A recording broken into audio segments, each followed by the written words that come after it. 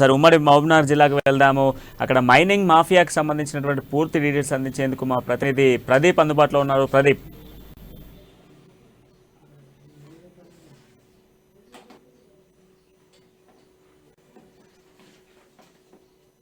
సమీపంలోని పులిగుట్టపై అక్రమ మైనింగ్ తవ్వకాలు జరుపుతున్నారు. అయితే ప్రభుత్వ పథకాల పేరిట అంటే ప్రభుత్వ అనుమతుల పేరిట పర్యావరణానికి నష్టం కలిగిస్తూ గుట్టను మొత్తం కొల్లగొడుతున్న సంఘటన చోటు చేసుకుంది.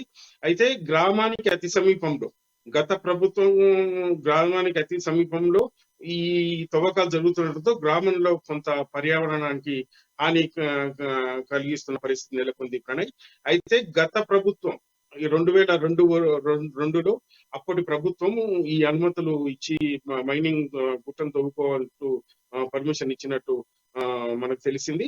అయితే అప్పుడు అక్కడ పర్యావరణ ఎటువంటి ముప్పు లేదు కాబట్టి అక్కడ అంటే అక్కడ సంబంధించి ఎటువంటి నిర్మాణాలు కానీ ఎటువంటి కన్స్ట్రక్షన్స్ కానీ లేకపోవడంతో అప్పటి ప్రభుత్వం అనుమతి ఇచ్చినట్టు తెలిసింది.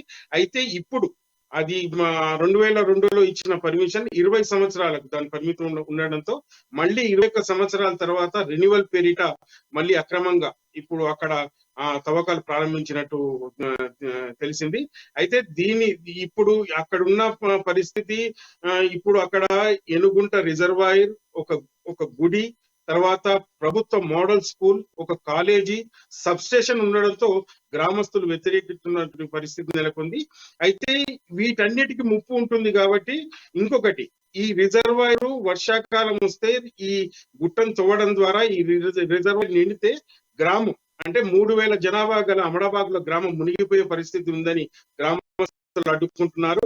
అయితే దీనికి సంబంధించి ఇప్పటికే గ్రామస్తుత ప్రజా సంఘాల నాయకులు గాని వనపర్తి జిల్లా కలెక్టర్ కు మరియు జిల్లా అధికారులకు మరియు మంత్రులకు తర్వాత రాష్ట్రంలో దీనికి సంబంధించిన అధికారులకు కూడా విన్నవించుకున్న పట్టించుకోవడం లేదంటూ నిరసన వ్యక్తం చేస్తున్నారు. అంటే యథేచ్ఛగా ప్రభుత్వ పథకాల పేరు చెప్పి యథేచ్ఛగా ఇది ప్రభుత్వానికే వాడుకుంటున్నాం, ఇది ప్రభుత్వానికి సంబంధించింది కాబట్టి మేము అనుమతులు ఇచ్చాం, ప్రభుత్వ పథకాలకే వాడుకుంటాం కానీ మేము అక్రమ సంపాదన చేయడానికి కాదంటూ యథేచ్ఛగా పొక్లైన్లు అవి పెట్టి ఈవకాలు చేస్తున్నటువంటి పరిస్థితి నెలకొంది. అయితే ఇప్పుడు అక్కడ అంటే వన్యప్రాణులు తర్వాత పర్యావరణానికి ముప్పు ఉంది కాబట్టి ఆ అటవీ సంపద కూడా ధారాళంగా ఉంది. ఈ అటవీ సంపదను మొత్తం కొలగొడుతున్నారు కాబట్టి ఈ అక్రమ మైనింగ్ ఆపాలంటూ గ్రామస్తులు అడ్డుకుంటున్న అధికారులు మాత్రం ఎటువంటి చలనం లేదంటూ గ్రామస్తులు తర్వాత ప్రజా సంఘాలు ఆగ్రహం వ్యక్తం చేస్తున్నాయి. అయితే ఇదే కాకుండా ఉమ్మడి జిల్లా వ్యాప్తంగా గతంలో కూడా దేవరగద్ద నియోజకవర్గంలో కురుమూర్తి గుట్టను ఆనుకొని వెనక భాగంలో ఈ అక్రమ తవ్వకాలు కూడా పాల్పడుతున్నా అప్పుడు కూడా అధికారులు మొత్తం కుమ్ముకై అధికారులు తర్వాత ప్రజా ప్రతినిధులు అందరూ కుమ్ముకై ఇటువంటి కార్యక్రమాలకు పాల్పడుతున్నారు. అంటే వీళ్ళ ప్రధాన లక్ష్యం సంపాదనే మెయిన్ ప్రధానంగా. అంటే ఎక్కడైతే మనకు డబ్బులు దొరుకుతాయో దానికి సంబంధించి ఆ డబ్బులు మనకు ప్రజలకు ముప్పు కలిగని ప్రజలకు ఏమైనా కానీ అనే భావంతో వీళ్ళు వ్యవహరిస్తున్న సంఘటన చోటు చేసుకుంటుంది. అయితే ప్రజలు దీన్ని వ్యతిరేకిస్తున్నా, ప్రజా సంఘాలు వ్యతిరేకిస్తున్నా, ప్రజలు వ్యతిరేకిస్తున్నా ప్రభుత్వ పథకాల పేరు చెప్పి ఈ సంపదను మొత్తం జాతికి సంబంధించిన ఈ సంపదను మొత్తం కొల్లగొడుతున్నారు. అయితే ఇదే ప్రధానంగా ఉమ్మడి జిల్లాలో మైనింగ్ అధికారులు తర్వాత ప్రజాప్రతినిధులు కుమ్ముక్కై ఈ గుట్టలను తర్వాత ఇసుక, ప్రధానంగా ఇసుక కూడా ఉమ్మడి జిల్లాలో ప్రధానంగా ఇసుకను కూడా యథేచ్ఛగా కొలగొడుతున్నా అటు పోలీసులు గాని ఇటు అధికారులు గాని ఇటు ప్రజాప్రతినిధులు గాని ఎటువంటి చర్యలు చేపట్టకపోవడంతో ప్రజలు ఆగ్రహం వ్యక్తం చేస్తున్న పరిస్థితి నెలకొంది.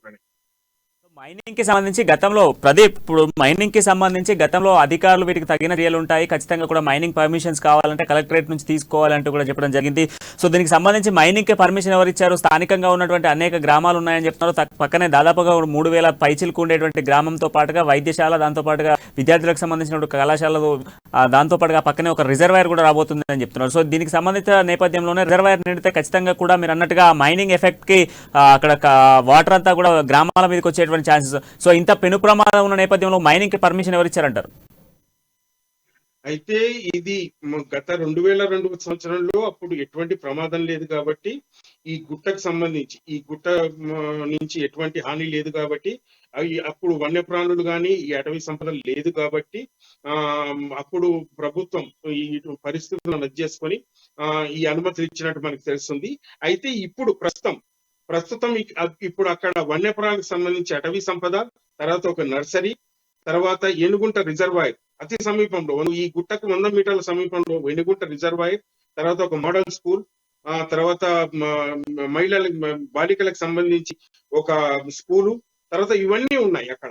అయితే ఈ అధికారులు రెన్యువల్ పేరిట 2002 సంవత్సరంలో ఒక 20 సంవత్సరాలకు పర్మిషన్ ఇవ్వడంతో అప్పుడు ఎటువంటి చర్యలు చేపట్టినప్పటికీ అడపదా చేపట్టినప్పటికీ ఇంత పెద్ద స్థాయిలో చేపట్టినటువంటి సందర్భం అయితే లేదు.